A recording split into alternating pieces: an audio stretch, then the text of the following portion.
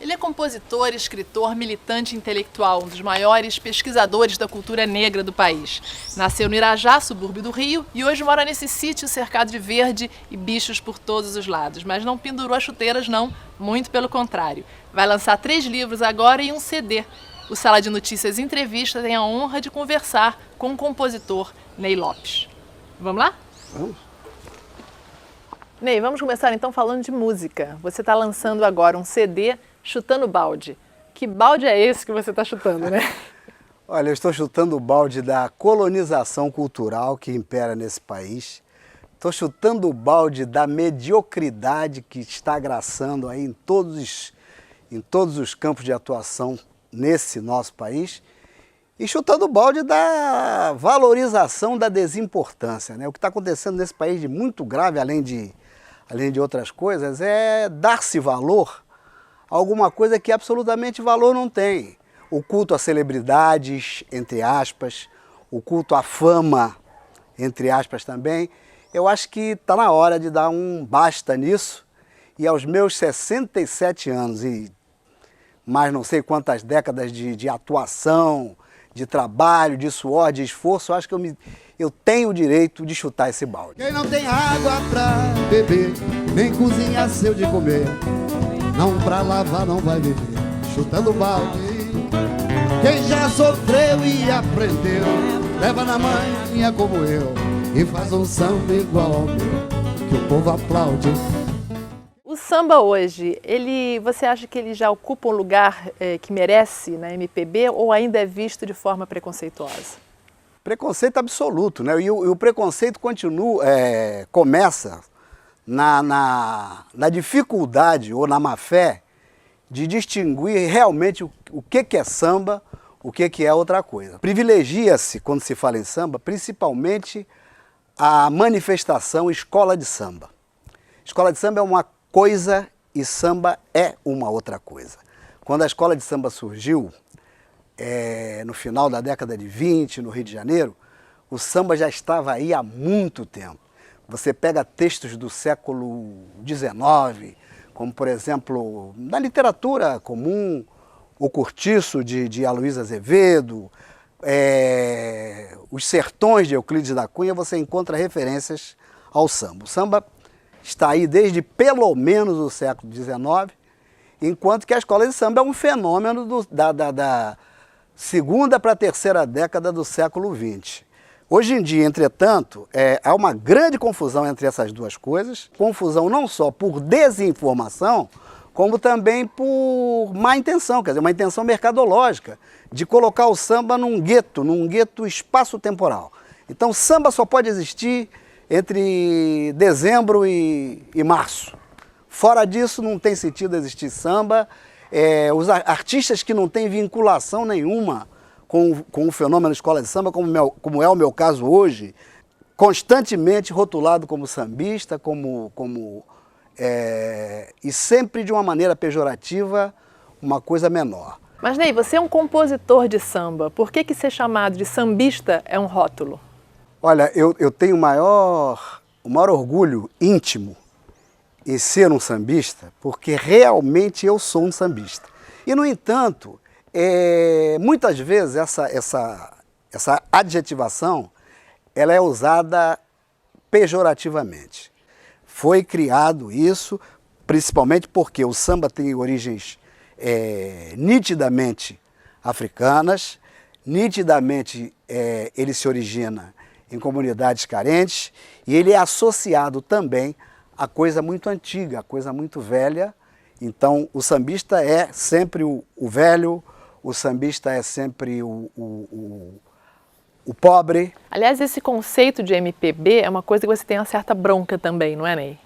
Não, exatamente. Aí cria-se esse rótulo. Não, o fulano trabalha com MPB e o outro trabalha com samba. Quer dizer, são duas... MPB quer dizer música popular brasileira. Então, o que há de mais lógico é que o samba esteja incluído dentro da MPB, mesmo porque o samba é a espinha dorsal de toda essa música nossa, que não é simples imitação dos produtos musicais que vêm do exterior. Como surgiu esse termo MPB? Isso aí foi na época dos festivais, né? Na época dos festivais criou-se primeiro o seguinte, uma classificação também altamente preconceituosa, música universitária. Na época dos festivais havia isso, é música universitária e a outra coisa é outra coisa, o samba. É a coisa dos pretos, dos analfabetos, dos iletrados, aqui é dos rapazinhos que fazem faculdade. São duas coisas que eu me rebelo sempre. O veterano compositor Ney Lopes. Eu nasci em 1942, mesmo ano em que nasceu Caetano Veloso, mesmo ano em que nasceu o Paulinho da Viola, mesmo ano em que nasceu o Milton Nascimento. Tem uma infinidade de compositores que têm a mesma idade que eu. Por que só eu que sou veterano? Porque eu sou sambista. Porque os outros não são. Mesmo se estão fazendo samba? Até quando fazem samba. Esse samba que vende hoje em dia é um samba tradicional, ainda com todos os elementos, ou as grandes gravadoras dão uma simplificada para vender? Bom, primeiro que não tem samba nenhum que venda muito CD hoje. Primeiro que o CD está acabando, né? Existe um tipo de samba sendo extremamente bem feito, que é aquele que está nas gravadoras independentes, e existe um samba ruim, que é aquele que toca nos programas de televisão, nos programas de grande audiência, aqueles que dizem assim, ô louco, olha só, essa fera já vendeu não sei quantos milhões de cópias, como se isso fosse atestado de qualidade, né? Quando se diz, o fulano é uma fera porque vendeu não sei quantos milhões de cópias, há uma grande mentira atrás disso, há uma grande falácia, porque todos nós conhecemos como é que esse mercado é induzido através hoje tem um nome bonito, é verba publicitária. Mas o nome real não é esse. As pessoas inteligentes sabem exatamente como é o nome. Toca por isso. Toca por isso. Qual é o objetivo da indústria do disco, mais do que qualquer outra coisa? Ela quer vender muito, rápido, não importando que aquilo acabe daqui a pouco. É vender o descartável mesmo, mas em grande quantidade. Então o que nós vamos fazer? Nós vamos ter uma música que não faça ninguém pensar, não é? Não pode ser nada que induza ao pensamento. Tem que ser alguma coisa que todo mundo compartilhe, como por exemplo sexo, com muita exacerbação, né? As músicas são sensualizadas ao máximo. Você não vê hoje, é raríssimo você ver no grande mercado, né, esses grupos que eu estou dizendo, grupos ou artistas chamado blockbuster, aí, que é criado para explodir e depois morrer. Você não vê crítica social, você não vê crônica. Não vale a pena ser juiz com tanta fraude, minando o centro do país e usar rabalde. Como dizia seu Aldir da Garibaldi, quem não aguenta batidão vai de Vivaldi. Ney, em 81 você escreveu seu primeiro livro. Sim. Sobre a utopia do sambista, da ascensão social do sambista. E a partir daí você passou a escrever muito sobre música e a questão racial. Sim. Dá para diferenciar, dá para separar uma coisa de outra? Não, pelo seguinte, eu tenho toda a minha produção tem uma motivação, vamos dizer assim, uma temática, que é a temática da africanidade, né? Então, quando eu escrevo um livro sobre música popular, evidentemente que eu estou focalizando a música popular que fala as minhas origens, a minha ancestralidade. Essa é a música que eu tematizo, não só no Brasil, como na diáspora africana inteira. Eu gosto muito de música negra norte-americana, eu gosto muito de música afro-cubana. Elas têm afinidades à música brasileira, à música cubana? Você tem até um CD premiado nessa vertente de música cubana? O que acontece é o seguinte, é que existe um contínuo cultural, né, que veio da África e se estabeleceu em todas as localidades das Américas, onde houve trabalho escravo, houve a utilização da mão de obra africana. A própria palavra samba é uma palavra, de origem africana. Assim como rumba é uma palavra de origem africana, da mesma origem, mambo, tango. É muito fácil, até pela sonoridade, você perceber que elas têm uma origem comum.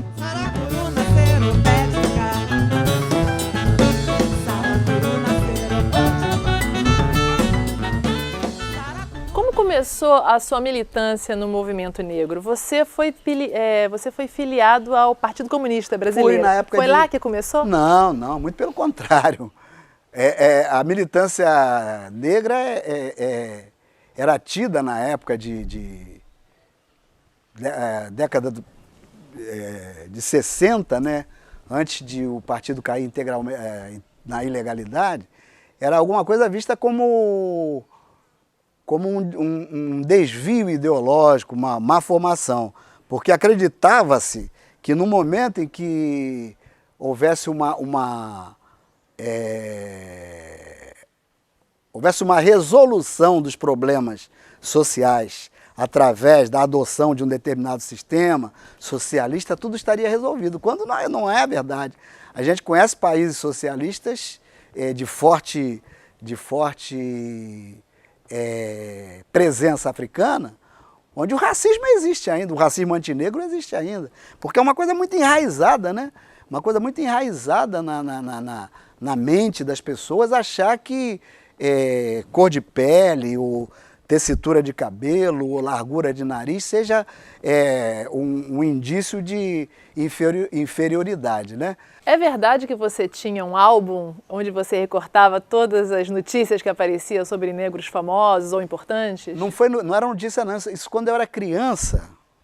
Isso tem uma explicação bastante importante. Eu quando era criança mesmo, 10, 11 anos, eu observei o seguinte: quando eu vi um negro, uma fotografia de um negro num jornal ou numa revista brasileira, era sempre com um viés, um foco negativo.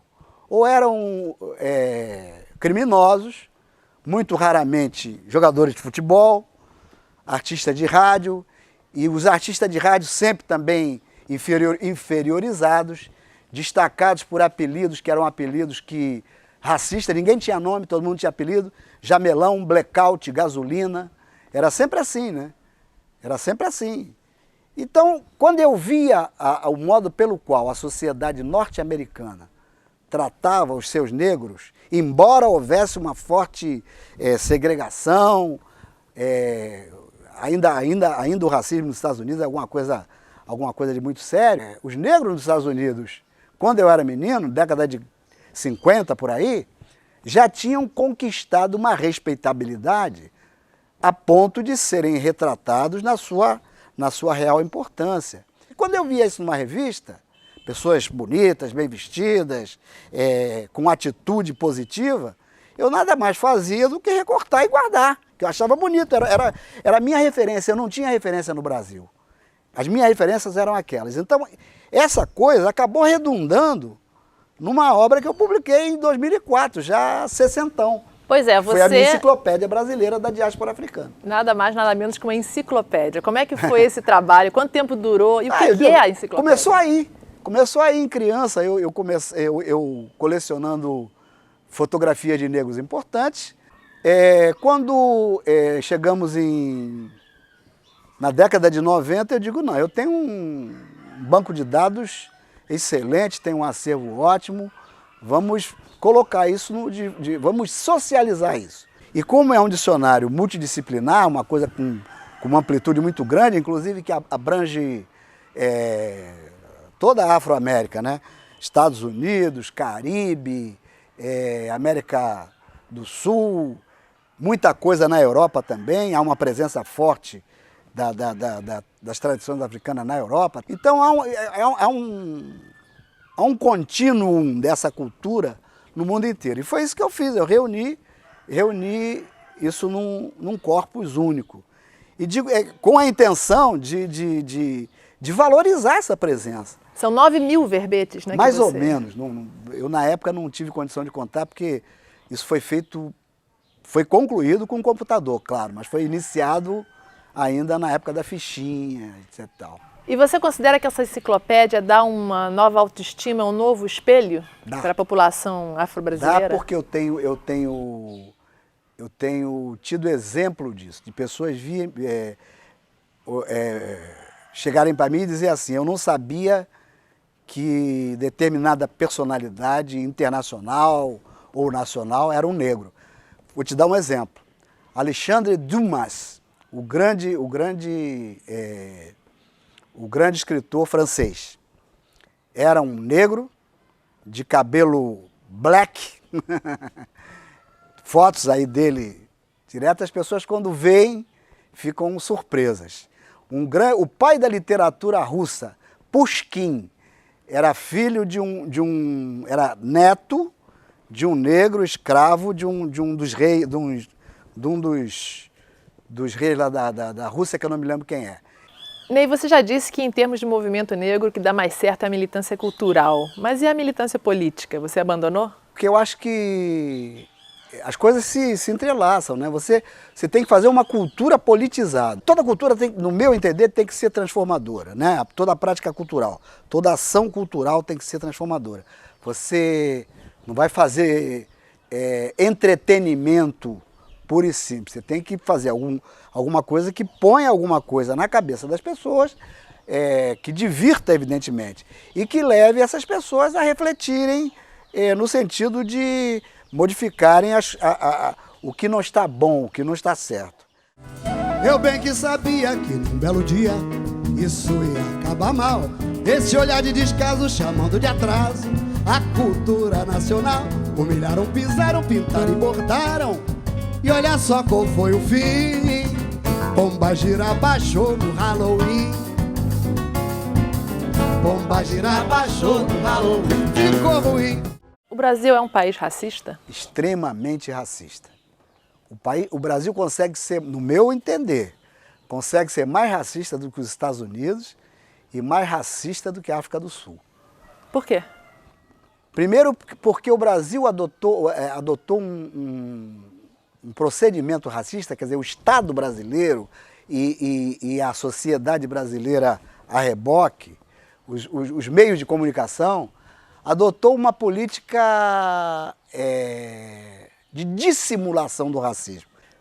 Em 1911, o diretor do Museu Nacional, um antropólogo, o Museu Nacional é um órgão do governo federal.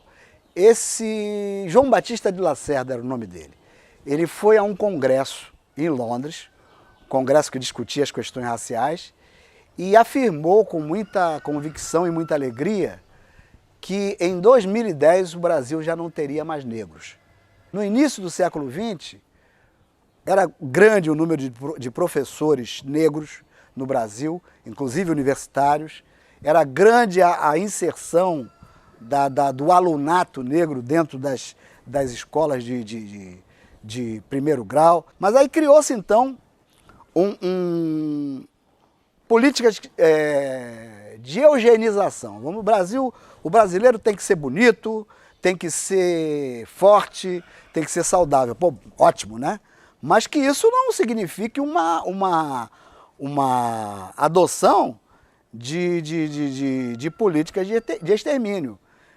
O negro não é bonito, então ele não pode participar desse contexto aí. Olha, eu cito um exemplo interessantíssimo, isso vivência minha. Até pelo menos a década de 50, a chamada PE, que é Polícia do Exército no Rio de Janeiro, ela só tinha soldados, que eram soldados que prendiam os soldados.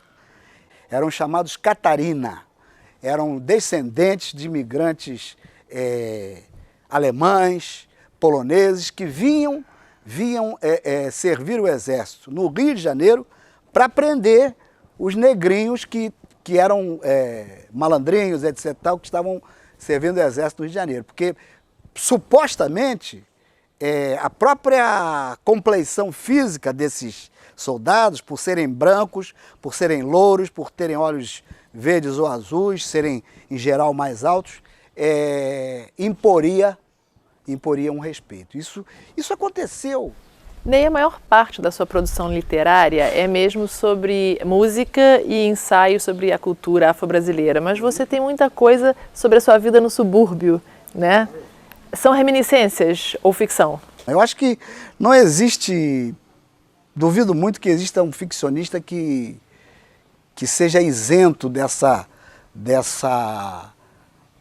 influência da realidade, né? Nesse momento eu estou eu estou fazendo um dicionário dos subúrbios cariocas. E quando eu cheguei aqui, em Seropédica era o Irajá da minha infância. Um dia eu me dei conta disso. Por que eu gosto daqui? Por que eu gostei daqui? Pois é, né? E como é que é a sua rotina aqui? Você agora mora num sítio e perdeu um pouco aquela coisa da boemia? Porque no imaginário popular, compositor de samba, ainda por cima, é boêmio. Você é boêmio?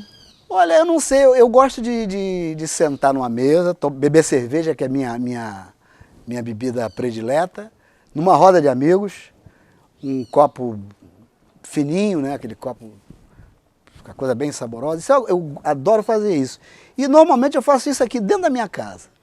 Mas acontece também o seguinte, a minha vida não é a vida daquele coroinha aposentado. Não, inclusive, é isso não. Inclusive você tem um blog na internet, você escreve todo dia. Procuro manter atualizado o máximo possível, todo dia tem pelo menos uma... E você navega bem na internet, você se considera um cara moderno nesse sentido? Eu sou sim, agora eu não tenho tempo, né? E eu acho que não posso perder tempo eu ia falar Yakult, não, como é que chama? Orkut, essas coisas. Messenger, não sei o quê. Acho que aí é coisa de gente que não tem o que fazer. Ney, você me disse que aqui no sítio tem uma casa de orixás também. Você é muito religioso? Muito.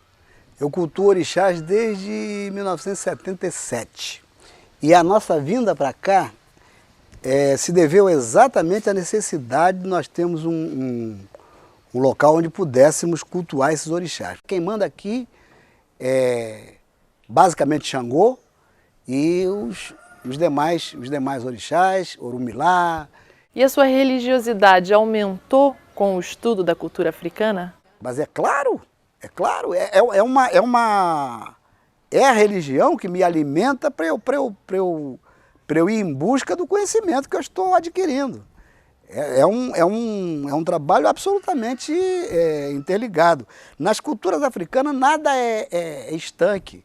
A música não está separada da dança, a dança não está separada do canto, o canto não está separado da religiosidade, quer dizer, tudo é muito interligado, né?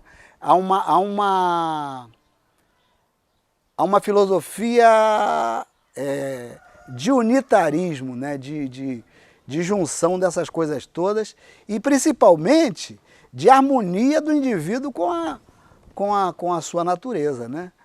Olha os barulhinhos das árvores, olha a música das cigarras, dos pássaros.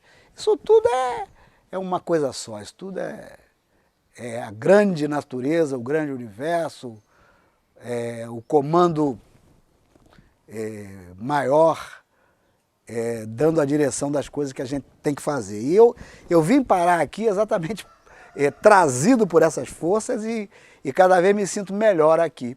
Ney, muito obrigado pela sua entrevista, foi um prazer. O prazer foi todo meu. E o Sala de Notícias vai ficando por aqui. Até a próxima. E se não der, me faz meia cabeleira, ou então faz ela inteira, caprichando bem no pé. Mas trança não, eu já não sou mais criança, e na minha vizinhança quem usa trança é mulher. Mas trança não, eu já não sou mais criança, e na minha vizinhança